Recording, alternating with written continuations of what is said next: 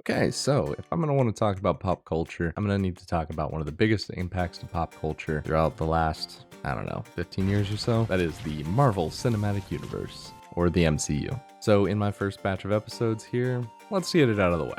Like most people growing up in the 2000s, I've been a huge Marvel fan since most of their debuts. Now, granted, certainly it's lost a lot of that shiny luster of a connected universe in recent years, since everyone wants a connected universe these days. However, even though it wasn't the first, it was definitely the most successful. Cannot be underestimated just how much of a cultural phenomenon every single one of these movies was at release. Maybe not every single one of these movies, but we'll get to that. On a low level, though, I think one of the reasons that it really connected with such a big audience is because we could really explore these characters that weren't just limited to an hour and a half to 2 hour runtime. And honestly, I genuinely believe that the story arcs from Tony Stark and Steve Rogers that we saw throughout the whole thing were both performed to perfection by their actors and really were the glue that were holding this franchise together. It showed just how much character development can really be packed into a handful of films when you keep the same characters and don't need to start over with them every 1 to 2 hours. Writers can instead focus on the evolution over time instead of relying on generic tropes to get the audience to relate to a character. It's for those reasons that I think that the MCU have such a powerful staying power and really at some point became part of the cultural zeitgeist, even if people weren't super into comic books growing up. I mean, a lot of the actors starting were relatively unknown. I mean, they weren't entirely unknown, but they're household names now because of the movies that they starred in. I mean, seriously, how many people would have heard the name Chadwick Boseman or Tom Holland if it wasn't for their respective films? And how amazingly they played the characters. The MCU has built and ruined careers and legacies, so why not use this as a jumping off point for my channel and give some of my opinions on it.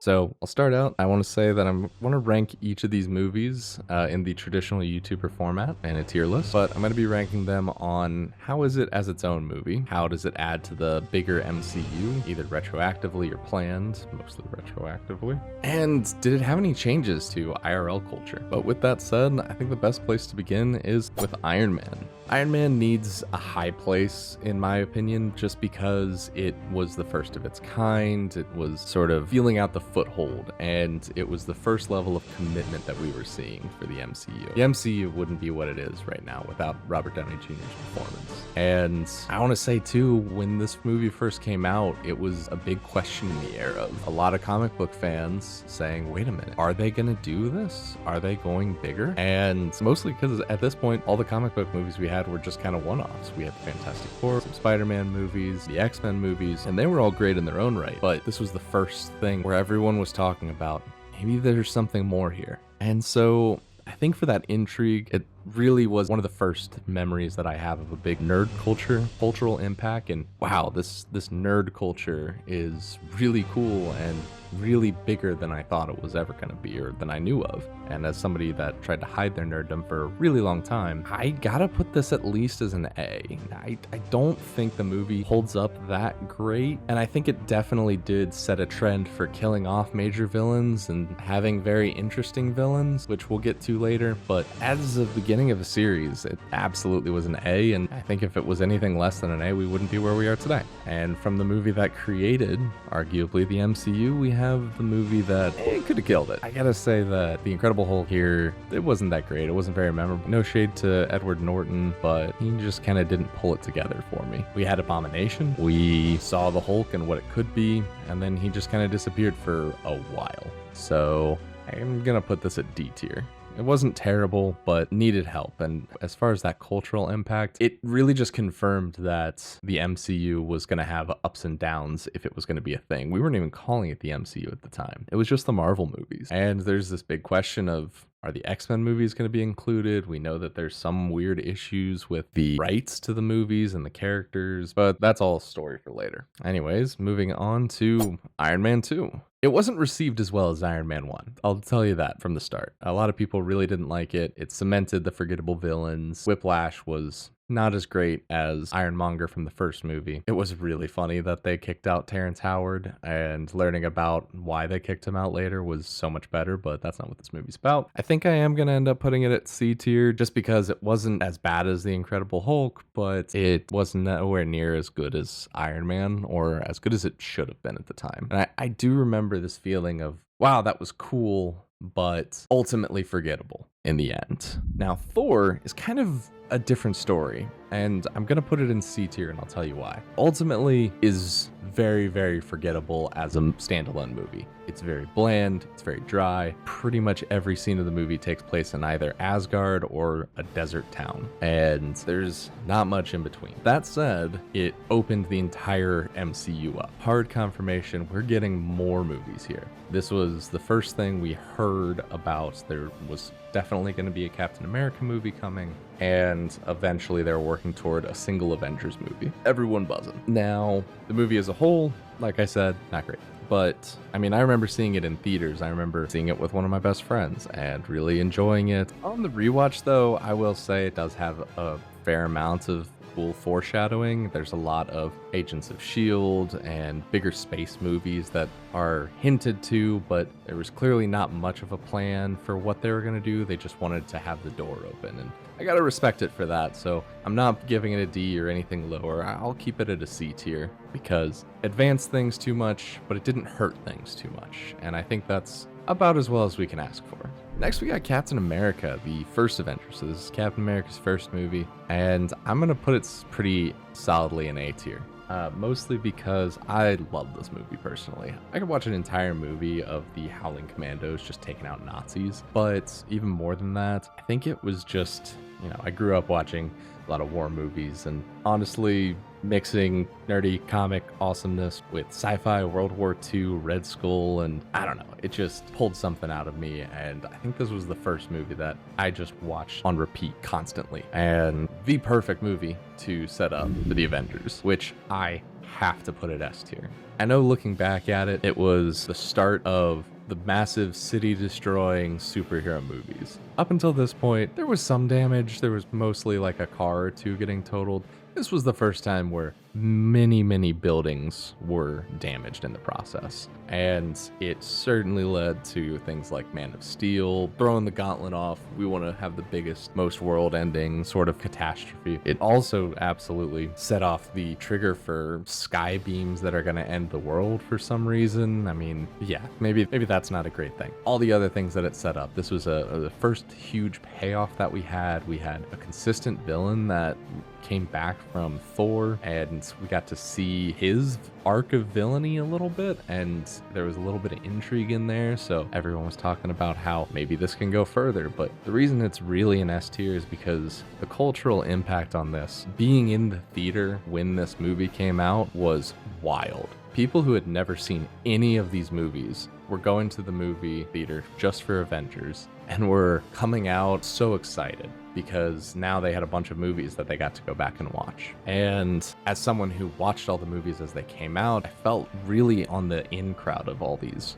And I think that as a standalone movie, it kind of still holds up pretty well because each of the individual characters have their own mini arc where they have to come together, and I think that's pretty great. So on all of my criteria here, I think this holds up really well, and I'm proudly placing it as our first S tier movie. Iron Man 3. This one's going to be a little bit more controversial. I liked Iron Man 3 because it specifically plays off of that one scene in the Avengers movie. Big man in a suit of armor. Take that off, what are you? Genius, billionaire, playboy, philanthropist. The only thing you really fight for is yourself. You're not the guy to make the sacrifice play, to lay down on a wire and let the other guy crawl over you. I think I would just cut the wire. And Tony gets his armor stripped away, just like Steve said, and Tony has to figure out what kind of a man he is. And spoiler alert, he's not just a billionaire playboy philanthropist. As an adult going back and watching this movie, it is a really harsh look at PTSD and the effects that it can have on somebody that does come off pretty consistently as a very confident and cocky person. And that's totally not something I picked up on the first watch through. But that said, destroying all the suits at the end and having that surgery to get his arc reactor removed, I remember leaving the theater thinking, why? Is that it? Is he just done with the MCU? Is his story over? Clearly not. But I don't know. I think it raised a lot more unnecessary questions than it answered, and its villain is definitely very forgettable. But I really do think that the more nuanced takes from Iron Man 3 bump it up a little bit more, especially above Iron Man 2 and the original Thor. I just can't in good conscience put it lower than those two. That said, Thor the Dark World can go here. As far as a standalone movie, it's terrible. This is the first decline where you have to watch previous movies. It just kind of doesn't make sense or tie in. They kind of stopped explaining a lot of things. And granted, they trusted their audience, which I really love that they started doing this with later movies. But the way it was handled here, it just kind of, I don't know, it felt like lazier writing. And because it's mandatory to watch this for later movies that are coming up, it just feels like a big slog. This is one of our first introductions to the Infinity Stones. And I don't know, what are my notes here? Okay, yeah. I will say the best thing about it is it does dive a little bit better into Thor and Loki's relationship. I mean, we had some jokes about it in the last one, but Loki being a bad guy was, pretty big deal. And getting to see how Loki actually cares about his brother in some ways, even though he continues to lie, it does help to build out the world and his relationship a little bit better, but ultimately it's still not worth it. Okay. Next we have Captain America the Winter Soldier. And Winter Soldier is by far probably one of the first real pinnacles that we saw. I'm not gonna put it at A tier. Oh, maybe I am gonna put it at S tier. Yeah, it's a spy thriller. That thing that people complain about Marvel movies becoming right now, where it's just a super powered punch fest at the end. I guess technically it gets into that at the very end. There's so much lead up and build up to it. And Steve and Natasha exploring S.H.I.E.L.D. and figuring out about Hydra, and they can't trust anybody, and it's huge for Steve's character. The Boy Scout learning that the troop leader is actually Nazis. Huge for his character, huge for the world as a whole, because this organization we've been taught to trust is actually Nazis. All the twists, all the turns, even the fake out deaths, which everybody saw coming a mile away. There's no way they were killing off Nick Fury in this. But all the twists that we saw coming a mile away 100% made this a great movie. And now we're gonna take ourselves away from Earth. All these movies have been pretty dang focused on Earth so far, but the first big movie to take us off Earth outside of Thor, which, they keep coming back, they're not fully off Earth. The Guardians of the Galaxy, though, I'm gonna throw it an A. I really liked it. It was a fun movie. I can't say it was my favorite. For some reason, I'm just not a huge fan of Chris Pratt. That said, I can look past it. I really liked the movie. I really liked the camaraderie. It felt like a mini Avengers in a way, where we're pulling together this ragtag group of people and just having a great time with it. 2014 was a great time to be an MCU fan. I remember thinking there was no way that they could get me to care about all the characters that were going to be in this movie in such a short amount of time, but every single character mattered, and every single character became so beloved so quickly. As soon as they entered the screen, it has to be an A tier. All right, I'm gonna take a second, and these two aren't on here, but I'm gonna drop Agents of S.H.I.E.L.D. and Agent Carter in C tier. Just quick notes on them. They were ABC shows. So they don't appear in most lists, and even as a robot, I still struggle with technology from time to time. But these two shows, they were good. They were supplementary. They kind of tided people over between movies, because even though they were coming out multiple times per year, fairly big gap from 2014 onward. So I think the main focus was they were trying to figure out how to integrate streaming and see how these things worked, and that kind of followed up pretty well with Daredevil next, because Daredevil actually released on Netflix way before Disney Plus was a thing, and even before they bought Hulu. There was a deal struck between Disney and Netflix. Daredevil, Jessica Jones, Iron Fist, Luke Cage, and The Defenders all ended up coming to Netflix. And if you've not seen them, most of them are pretty exceptional, but we'll get to them. As far as Daredevil, though, I love Daredevil. The hallway scene, if you've not seen it, absolutely need to watch it. Really, genuinely very compelling character, and Charlie Cox's portrayal of Daredevil is chef's kiss. So good. So good, he was the first one to actually be officially brought into the MCU, but again, we'll get to that later. I'm getting way ahead of myself. So, after all of those movies, we went from 2014 to 2015 with Avengers Age of Ultron. So, Age of Ultron, the gang is back together. Tony is so paranoid because of his near-death experience at the Battle of New York that he's willing to sacrifice his friends and his family's security for the safety of the whole world. And that is not something that Steve can jive with, especially after he's lost all of his faith in the organizations that govern him because of what happened in Winter Soldier. And I gotta put this at A tier.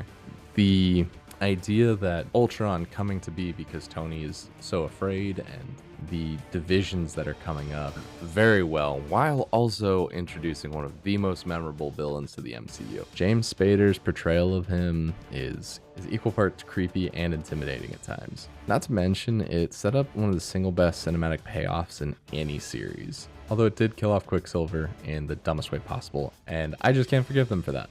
I think a death was necessary to remind us of what the stakes should be when the world is at risk, but I mean, you made the fastest man in the world get shot by a bullet. Like, I don't know. It pulls it down for me. That said, I gotta put it at A tier for all the things that it set up really, really well, especially all of the trauma that is going to be coming down the pipeline because of what happened here. And now we need to take a little bit of a break. You know, we've had a lot of big team up movies recently. We've had a lot of big recovering PTSD, all sorts of crazy stuff happening, world ending events. So naturally, we're going to cool things back a little bit with Ant-Man. And I mean, I guess you can't go wrong with Paul Rudd, really, right? It's a good comedy. There's some foreshadowing that's sprinkled in there, which is neat on a rewatch. But really, the only reason to watch this again is this guy. I'm in the system. In the system.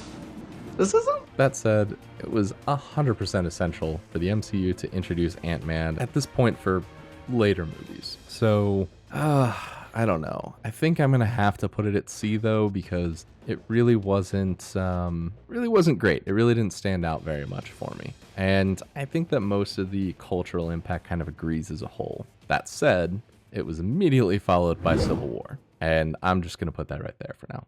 Civil War kicked off phase 3 of the MCU, which was just probably one of the best lead ups. Everything was leading to each other. We could feel there was this big climax coming. I mean, this was even dubbed Avengers 2.5 at the time of release because all of the Avengers were here. The conflict in the story deals directly with everything that happened in Ultron, directly with everything that happened in Avengers, the original one, with the Battle of New York, and peels off of Tony's PTSD that he was experiencing in Iron Man 3. It also dives a lot more into Captain America's paranoia, is completely justified because, again, he was working for Nazis for a while there, you know, his sworn enemy. Not to mention, we got introduced to the Black Panther and Spider-Man. I mean, Spider-Man in the MCU, huge. This was huge news because at this point, we didn't think it would ever happen. We were thinking that between Sony and Disney, there was no way that there was ever going to be any sort of a deal between the two. And as soon as that first commercial dropped with Spider-Man taking Cap's shield,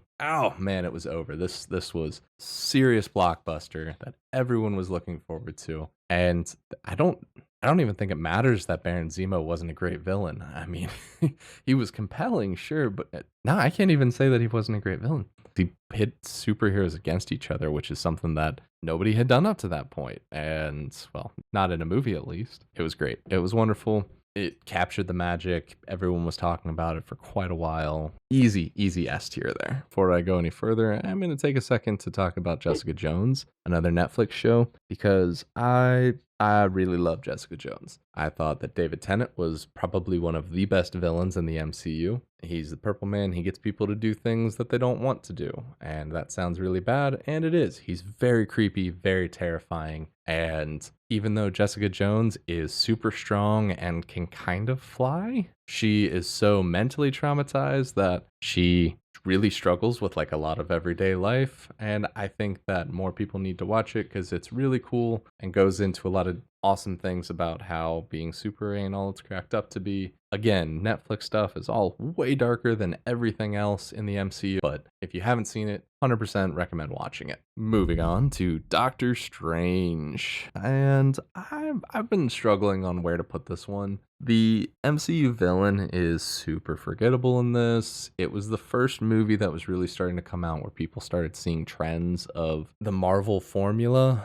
And there's not really anything to make it special other than now there's magic in the world, which we already knew because of Thor. Overall, the concept is very cool. A lot of the visual aesthetic throughout the movie is amazing. And I think I'm going to drop this in B tier here because it's nothing to blow your socks off, but it's absolutely a good movie. And I did enjoy rewatching it. So I have nothing bad to say past that. Taking a second back out, to the Netflix shows with Luke Cage. And look, this is a great show. There's 2 seasons, which means it didn't get as much love as Daredevil or Jessica Jones. I want to put this one in S tier, honestly. My biggest complaint is I wanted to see more of Cottonmouth, who is the villain, which it's the problem that we're starting to see throughout most of the MCU is all the villains are forgettable. Cottonmouth, even though he's not in the final portions of the show, he is such a memorable villain. I just needed to see more of him, and kind of sucks that we didn't get that. Maybe that's for the best. Maybe it was finally good to have a villain that we wanted to see more from. You know what I mean? Also worth pointing out that Luke Cage probably has one of the best soundtracks of any of the shows or movies that have come out so far at this point. I mean, even though I didn't really grow up listening to a lot of the hip hop, R&B, rap, or jazz, a lot of the artists and songs that they used in the show are definitely part of my like Spotify top 10s at this point, and at least for me, it was kind of that first little step in opening the gateway to just excellent bands that I never would have heard of otherwise. So I'm really grateful for that. And back into space with Guardians of the Galaxy Volume 2. I'm going to drop it in B tier here because I don't think it's as good as the original Guardians of the Galaxy. I think it was fun to go back into space, go into the ship, and explore more of the wider MCU, like actual universe part, not just Earth. But it didn't really, I don't know, most of it was kind of forgettable. Now, I will say, looking back, the twist was pretty obvious. But for some reason, I just didn't see it coming on my first watch through. Usually I'm pretty good at picking up plot points, but totally blindsided by this reveal. And the final battle was super creative. I did really enjoy that final battle. Plus, Mantis and Drax is a pretty fun dynamic in moderation. We'll get to that. That said, I'm also going to drop back into the Netflix stuff for a second because Iron Fist came out right after this. And unfortunately, it really shouldn't have been made. Okay, so most of the show, the world's greatest martial artist is either drugged up and strapped down or physically cannot fight. When he does fight, he's not good, like at all. It's like really, really bad. He loses every single fight that he's in the show and in real life. I remember when Finn Jones was cast, there was this huge uproar because he was white. Even though Iron Fist is white in the comics, I do remember thinking that it really could have been a great opportunity to introduce a lot more diversity into the MCU's roster. Change things up a little bit, but they went with Finn. Could still have been alright if he could fight or act, but instead we got this cocky kid that really just comes off like a weeb the whole time, especially when he's acting next to Colleen Wing. Hang on, what's the actress's name? Jessica Henwick. Especially when he's acting next to Jessica Henwick, who plays Colleen Wing. I mean, she steals the show, and I firmly believe that she is the only reason that it carried into a season 2. Ending season 2 with her becoming the Iron Fist was probably the best thing that the show did. And then they immediately killed it with this.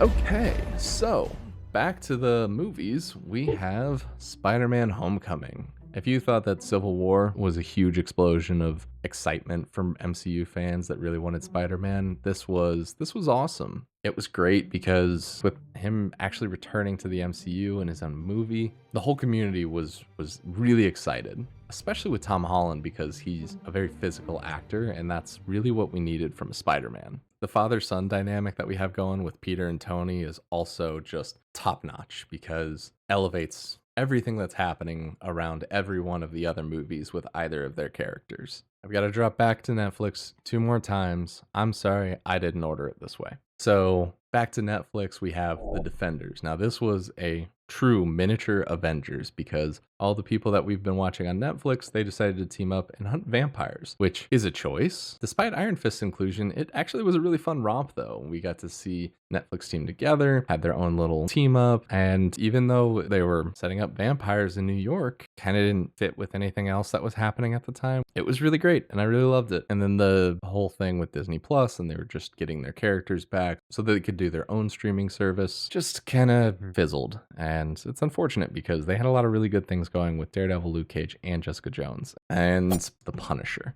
So The Punisher was not planned for the original run of the Netflix shows, but everyone loved John Bernthal's version of The Punisher so much that capitalized on that and decided to make 2 seasons of The Punisher, which is pretty brutal, but pretty awesome. Unfortunately, though, it did spawn a lot of the Gravy Seals and wannabe warriors. So the show was cool, and John Bernthal did absolutely nail it.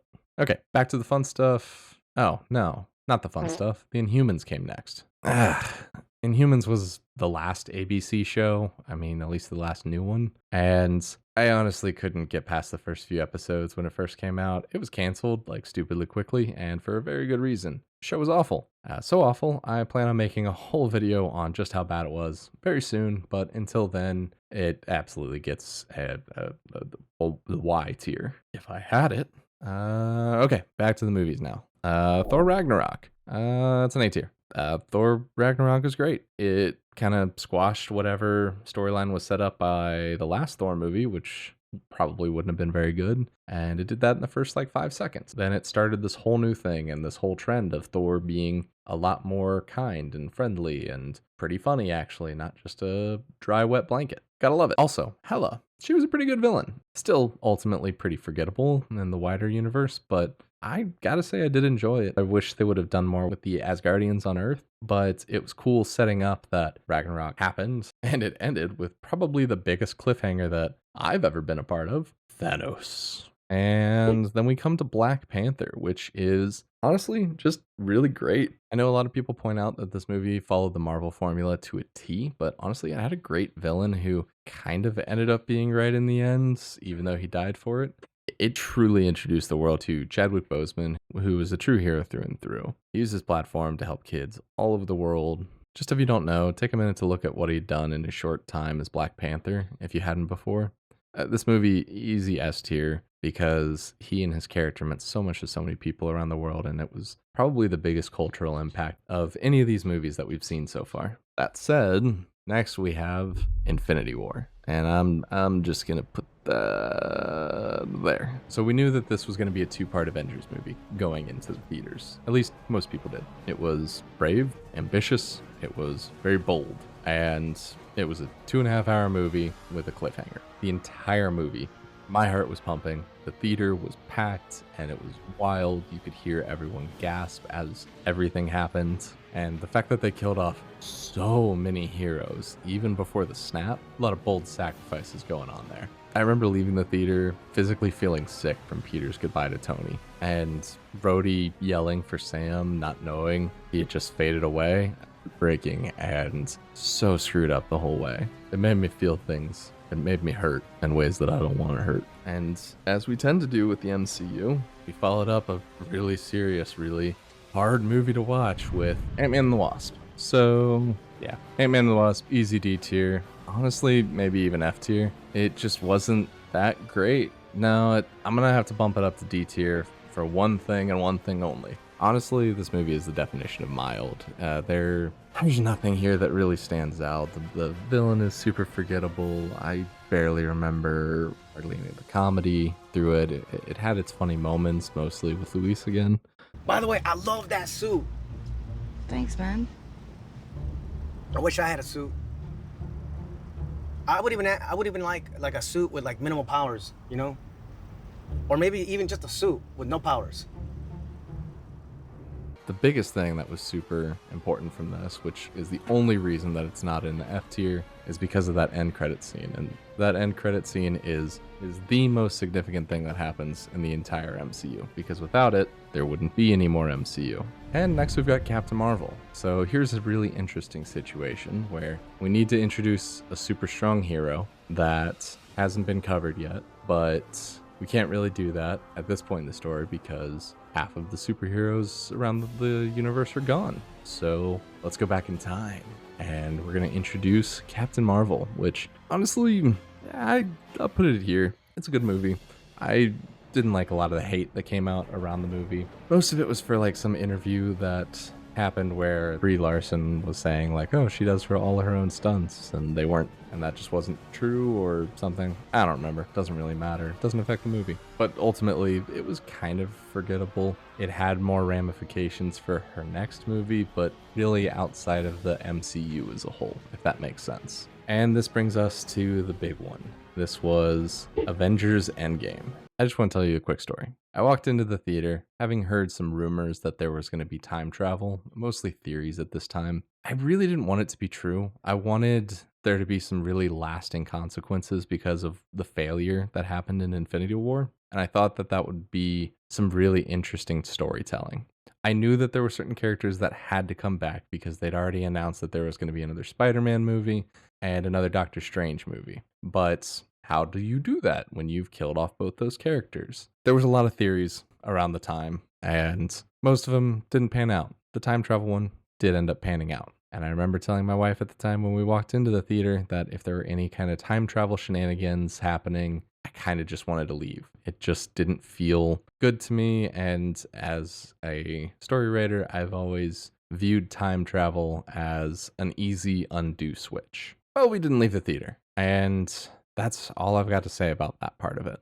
This was the culmination of over 10 years of cinema and storytelling. And honestly, I loved every second of it. The time travel shenanigans didn't feel forced, out of place in any way. And you really did need to watch nearly every movie up to this point to truly get all of the nuances. But in my opinion, it is all worth it. The movies, just the movies. Like, we knew it wasn't the end of the movies though. We knew that this was just the end of phase 3. It had this amazing climactic battle. Being in the theater watching this movie was an unparalleled experience. Cheering along with everyone that was cheering along, clapping, crying, like everything that you felt in this movie, we all felt together because we'd all been through this whole experience together. Whether that's been over the last 10 years or it was in a hurry to catch up to it so that you could watch the movie with your SO. The ending of Tony Stark's character arc and Chris Evans' character arc and the way that they mirrored each other in so many ways. Always a way out. You know, you may not be a threat, but you better stop pretending to be a hero. And I am Iron Man. Just perfection. Absolutely perfection. I don't think that there was a way that they could have done it any better. And I don't know that there's ever going to be a movie that's going to parallel that story arc ever again. I mean, I think it was truly pinnacle there. And I look forward to being proven wrong on that point. Knew it wasn't the end of the movies though. We were just so glad that phase 3 ended in such an amazing climactic battle with the culmination of so many characters' arcs ending in a beautiful symphony of melancholy conclusions. And with that, phase 3 comes to, there's one more movie in phase 3? Okay, so I guess Spider-Man Far From Home is technically part of phase 3. That was an interesting decision. I'm sure that there's not going to be any other interesting decisions in upcoming movies, but I'm going to put Far From Home in the B tier because, hey, Spider-Man's cool. Who doesn't like Spider-Man? But also, it was kind of weird using the scrolls in this way, and turns out Nick Fury wasn't anywhere around there, so it was just all the stupid decisions that were made were just super advanced alien race making the decisions, which is fine. Peter being outsmarted is okay because I think it helped his character grow a lot, but it was a weird decision to not make this phase 4, especially because it really dealt with a lot of Peter's unresolved feelings for having been snapped and losing his father figure again. And how does he want to recover from it, and how does he want to move forward, which is kind of the whole theme of phase 4, like trying to figure out what's next. But I don't know, I guess we'll just end this video for now with an awkward transition to the end because that's kind of how Marvel did it. Anyways, thank you so much for watching. I will do a part 2 with phase 4 and 5 here shortly, but I just wanted to put this out with my first batch of videos and establish, you know, what kind of channel I want to be going forward. So thank you so much for watching. If you've got half a heart, please leave a like and, I don't know, consider subscribing. Either way, I just want to say thank you so much for watching, and I'll see you in the next one.